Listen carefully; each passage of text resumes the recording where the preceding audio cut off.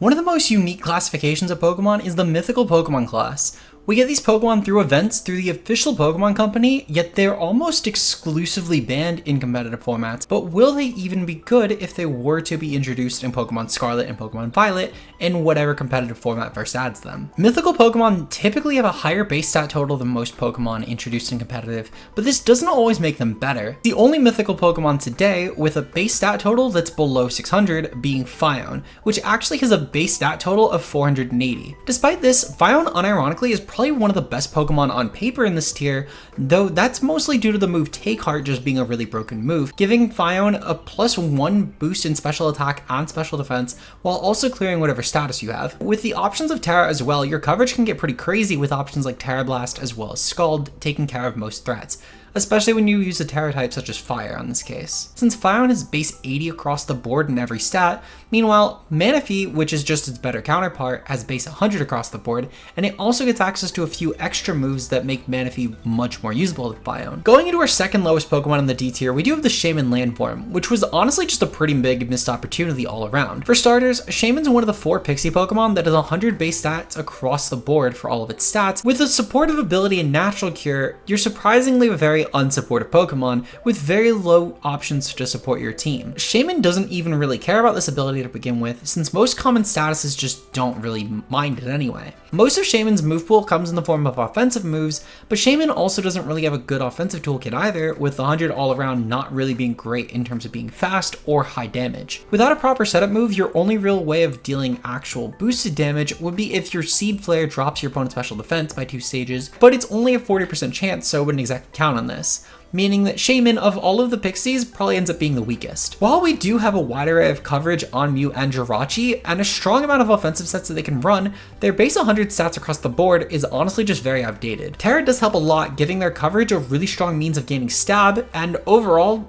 plays a lot more into these offensive sets. But Psychic as a type is just one of the worst types in the game right now due to the fact that there's so many strong dark types, meaning that both of these Pokemon will rely heavily on Terra to be useful. The only area these two don't overlap though is that Jirachi actually almost ended up being an A tier, and it was really just one move away from getting this, being the fact that Follow Me was cut going into Scarlet and Violet. Jirachi already had a fairly wide support move pool with moves like Imprison, Icy Wind, Helping Hand, and Encore, but with the lack of Follow Me, you actually hurt your viability significantly, since this was a huge way for Jirachi to stand out among the common metagame. Jirachi though, in tandem with its other support moves, was actually such a strong pick for support that it even got banned in Smogon's Generation 8 Doubles OU metagame. I do think there's other factors this generation that also do hurt its usability a lot, with the main other factor being the Covert Cloak, which now hurts a lot of its gimmick through options like Icy Wind and Iron Head, making it still in the D tier, and I would personally argue even below Mew right now. Now that we finish off the D tiers, let's move on to our C tier, which starts off with seeing your way over to the subscribe button if you've enjoyed what you've seen so far, and making sure to also check out Kurt, who did a phenomenal job editing today's video. Outside of promotion though, we do still have a few other picks in the C tier,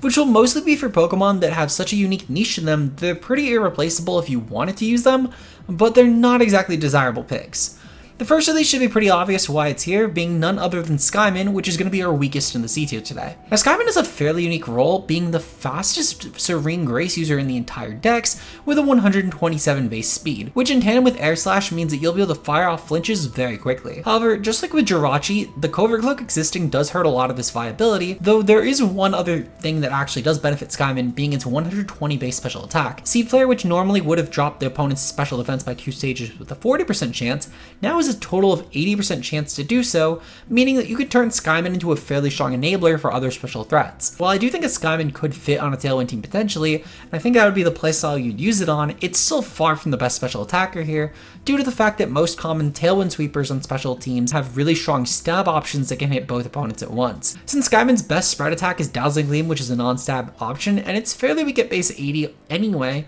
Skyman definitely does miss out on a lot of high damage that these Pokemon otherwise would provide a team. Up next we have Meloetta, which is honestly a fairly weird pick, not only to say the least for mythical standards, but also in terms of why it ended up in the C tier. Being the fact that Relic Song, which can hit both opponents for base 75 special normal type damage, thanks to Serene Grace as well, you also have a 20% chance to put both opponents to sleep instead of your usual 10, ends up actually being the reason that you change your forms. And this actually hurts Meloetta significantly here. Meloetta has 2 very different forms, one of which is a more more bulky set that has a base 90 speed, 128 in special attack and defense. Meanwhile, the Meloette Pirouette form that you do change into with Relic Song gains 128 in its speed while also having 128 in its physical attack, leaning into a much more physical attacker instead of the special attacker that the Aria form does provide. These two do change back every time you spam Relic Song, which means if you're trying to put your opponents to sleep with this move with the 20% chance, you do have to flip your form to do so, which is pretty detrimental because it's probably one of Meloette's most spammable moves outside of options like Trick Room, Psychic, and Helping Hand. Now, I do think that both forms could independently be B tier for whatever respective purpose they fill on a team. However, I think the fact that you do have to use Relic Song to switch between these forms does hurt Meloette so much that I think that the combination of its forms end up putting it in none other than the C tier. Just like with our D tier, our final two Pokemon in the C tier end up as a joint entry, and this is mostly due to the fact that it's the same Pokemon, being both Hoopa forms. Now I think that both of these are fairly viable picks, and they're both really strong options on Trick Room due to the fact that with the Room Service item as well as their well-rounded coverage, they can honestly break pretty well compared to other Trick Room breakers. They both do take advantage of Terra to provide themselves with really strong defensive typings that you would otherwise lack, since both these Pokemon could be very easily revenged by things like Dark types and Ghost on Hoopa Confined, and Bug types for Hoopa Unbound. I think Hoopa Confined will definitely be the premier option if you're looking for a special sweeper of these forms. Meanwhile, Unbound will probably lean more towards the physical sets due to the fact that it does have a significantly higher physical attack stat, as well as the fact that Hyperspace Fury is a really strong means of breaking through Protect for the Hoopa Unbound form exclusively. Our next tier is going to be the B tier, which is going to be for Pokemon that I think will at least at one point or another get a really strong showing at any given regional or online event. Pokemon in this tier will definitely be noteworthy enough to where you might need to consider these in prep,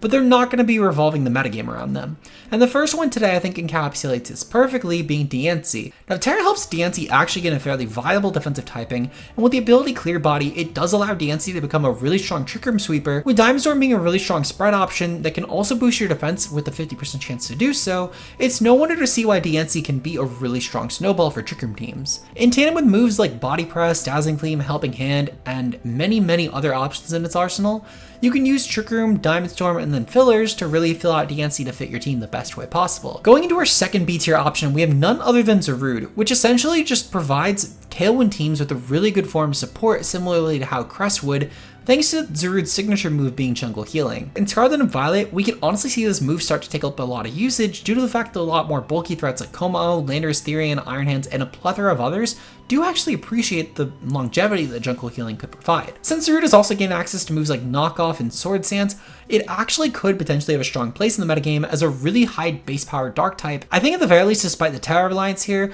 Zarude definitely can take advantage of Terra really comfortably anyway into its sets, with options like Grass and Fire both being really strong offensively and defensively for it respectively. But I can't put it higher than this due to the fact that a lot of the best Pokemon will maybe force a Terra here. For our final entry in the B tier, I want to discuss Manaphy, aka the better Phione. Now I'm going to keep this one rather short, and I want to exclusively give this to what Manaphy does that Phione cannot do. Starting with the fact that Manaphy has 20 base higher in every single one of its stats, putting it 100 across the board, just like Pokemon like Mew, Jirachi, and Shaman. What Manaphy does that those Pokemon don't do, including Phione as well, is have the access to the move Heart Swap, which means that Manaphy can not only set up to do really well, but it can also give its stat boost to a partner Pokemon, which can mean that even if Manaphy is going to die on a given turn, you can maybe pass that special attack and special defense boost to a Pokemon like Jiu or Fluttermane that could maybe snowball a team tenfold. I think Manaphy's best moveset will feature Take Heart, Icy Wind, Heart Swap, and either Scald or Protect, due to the fact this could enable Manaphy to be a really good support pick next to Pokemon, especially with Terra. Though you could also swap out options like Icy Wind for Ice Beam for a higher base power coverage option for grasses, or even Take Heart for Tail Glow, which means instead of boosting your special defense by one stage and clearing status, you just give Manaphy a way to boost its special attack by +3. Though Manaphy definitely will be a fairly difficult Pokemon to kill, and with Terra, this will honestly turn into a really good snowball Pokemon in my opinion. Starting off our A tiers, these are going to be for Pokemon that already have dictated a really strong place in the metagame due to what is currently viable. And I think the first Pokemon to represent this perfectly is going to be our last Kalos mythical, being none other than Volcanion, which benefits significantly from a lot of the best Pokemon in the current metagame. For one, Volcanion proved to be a fairly strong Terra abuser, being one of the only bulky fire types that can also have a complete immunity to opposing water types like Urshifu Rapid and Ogerpon Wellspring, which will be really useful in this current metagame. With Heavy Slam as well, you can utilize a mixed invested moveset in order to KO opposing Fluttermane, and with other options like Heat Wave, Earth Power, and your better version of Scald thanks to the Steamer option, you're able to deal insane damage no matter what weather is up on the field. I can't imagine a more perfectly tailor-fitted Pokemon to our current metagame among the entire mythical decks, that wouldn't just fit in awkwardly and start breaking past a lot of common threats, but also wouldn't just be completely unviable, and I think the Volcanion is the epitome of a Pokemon that just fits like a glove on most teams and can solve metagame issues without breaking the metagame. Going into our top 3 best and our second and final A-tier Pokemon, we have none other than Darkrai. Now Darkrai has one thing going for it, it's the only thing that makes it relevant, and it's none other than its signature Dark-type move, Dark Void. Dark Void being able to put your opponents to sleep with both Pokemon at the same time is really useful, and despite the horrible 50% accuracy, this honestly can be a huge game changer. With a fairly high speed stat of base 125, despite being currently pretty slow in the metagame, you could partner this on Tailwind in order to potentially put both opposing Pokemon to sleep before they can damage you, meaning that Darkrai can potentially win a game off of just turn 1 alone. I do think that despite Dark Void though, Darkrai has a lot of other arsenals in this moveset, with options like Taunt being useful, but especially nasty plot sets with coverage like Sludge Bomb and Focus Blast to pair with Dark Pulse in order to make Darkrai into a very strong special attacking threat. I think it's Darkrai's nuance that really does put it in the A tier here, because it doesn't have to just be offensive, it can also be a good support piece. For our final 2 Pokemon, we do have our S tiers, which these are Pokemon that I think will hang even with the best of the restricted picks, and they'll overall be very influential over the current metagame. The first of these Pokemon is going to of course be none other than Arceus. Now I do think that despite the fact that all 18 types are included in this ranking, and the fact that Arceus does have 120 in every single stat it has, I do think that Arceus has a few things going for it that do end up actually hurt against ranking today and putting it number 2 instead of number 1. Arceus definitely will have some viability with its types, but if you're not Arceus Steel, Fairy, Ground, Ghost, or Normal, I don't really expect to see you getting much play this generation. Most noteworthy Arceus though, far and beyond, will be none other than Arceus Normal, which will probably take advantage of either Swords Dance or Calm Mind variations. With the fact that Arceus can throw on any item it wants, you can honestly get a lot of viability out of this Pokemon, and I expect Swords Dance sets with options like Swords Dance, Extreme Speed, Earthquake, and Phantom Force to probably be the most prevalent due to the fact that you can partner them with Chien-Pao for easy damage with Terra Normal. Though I can't lie, Calm Mind does still have a fairly strong place here, with Calm Mind, Hyper Voice, Earth Power, and Shadow Ball still being fairly relevant. However, the fact that Arceus is still setup reliant in comparison to a lot of our other currently strong Pokemon that don't need a single setup turn, I think it is a little bit worse than our current number 1 pick, which can kind of just exist in the field and still gain boosts passively, which is a lot more broken than Arceus ever could be. We have our number 1 space, the best mythical Pokemon of all time, including Cut Pokemon, being Magearna. Now Magearna compared to Arceus is actually significantly more optimized, and despite having 120 less base stat total, I do think its stats significantly benefit what Magearna is trying to do in a given game. Magearna's stats all lean towards its bulk and its special offense, which is really perfect because Magearna is aiming to be a Trick Room Sweeper in most games. Magearna honestly is the borderline most uncompetitive mythical in the game in my opinion, and that's solely due to the fact that Soul Heart exists, giving Magearna a single special attack boost anytime a Pokemon dies, no matter what the reason. And this can even be as many as multiple on any given turn, because Magearna has no limit to how broken it is. Magearna's typing also is really strong, with the base typing being Fairy and Steel, which is arguably the best dual type in the entire game. And when you include that Magearna also is a fairly strong abuser of Terra, with options like Terra Water and Terra Grass both being fairly good defensively,